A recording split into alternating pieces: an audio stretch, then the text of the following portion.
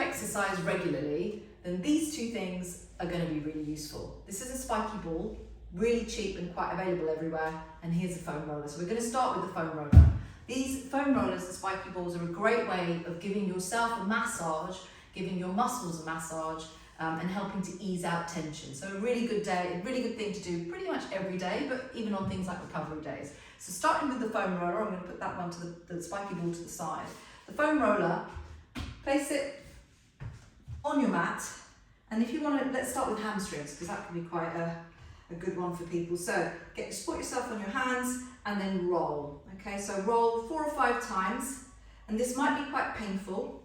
Okay, so once you've started to roll 4 or 5 times, find a spot where it's kind of a little bit more tight than anywhere else, like there, and then just stop.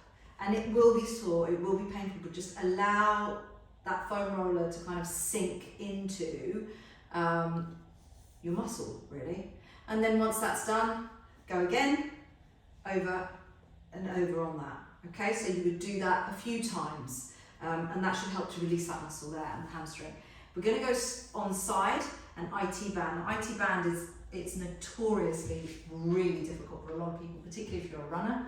Okay, so that is already killing me. Put your foot in front if you want to. It's easier this way because you actually then roll slightly forward and you're able to get your IT band more. Keep your foot, don't point it, try and keep it kind of flexed slightly, and then roll. And roll the whole length of that muscle if you can. Go over it. It will be really, really, really painful. You get hot and sweaty and then actually start squealing with pain in some stages. And then don't forget to kind of get to a point where the sore point is. For me, it's right there, and stop. Okay, stop, let it ease, breathe. Really breathe into it for a few seconds and then go again. Okay, so doing that a few times on there. You can also do your quads with this. So for that, you need to go onto your front. Okay, I'm going to do this leg so I can show you from here.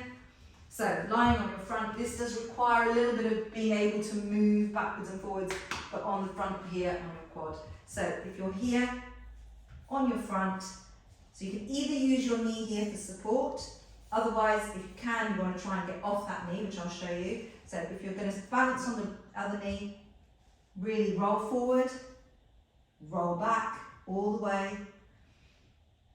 Oh, this is not fun, but I know it's working.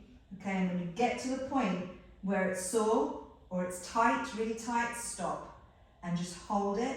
Let that foam roller sink into that muscle. A few seconds and then off again.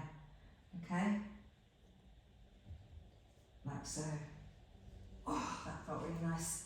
All right, the other way you can use this is to for your upper back. Okay, so again, with this, I see a lot of people doing this slightly, I don't think is the right way. This is the way I would do it. So put it behind your back over here. So this is for your upper back. Okay, I see a lot of people saying like this and then going up and down this way. Okay, it kind of does a bit, not too much. Another thing I see is this, which again doesn't do a great deal. So get your bottom down, get your pelvis nice and sort of slight anterior tilt there, and then just roll over it.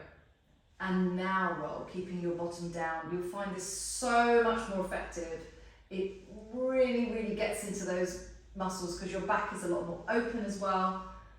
You're able to breathe into your chest and again get to the point where it's kind of like a little bit tight. For me, it's right there. Don't flare your ribs up too much. Keep them nice and controlled and in. And just breathe here. Allow that foam roller to really, really help you release any tension in your back. Make sure your neck is supported, okay, and then off you go again. Keep that bottom down, go the length of that upper back, all the way. Okay, perfect. You can also do it on your side, so doing it on your lat muscles here, going this way, okay, and roll onto here. That feels quite nice too. So it's great for everywhere. It's a great all over kind of massage. This one, a little bit more specific because you can actually get into like little nooks and crannies. I love to use this one on my glute.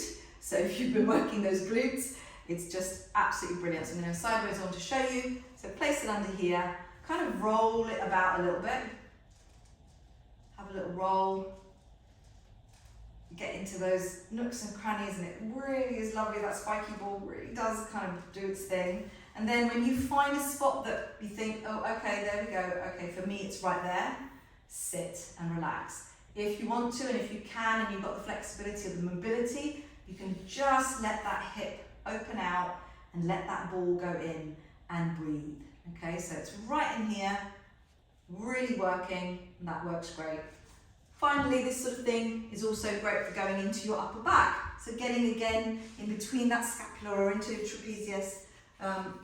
So just lying on top of it here, and then just roll.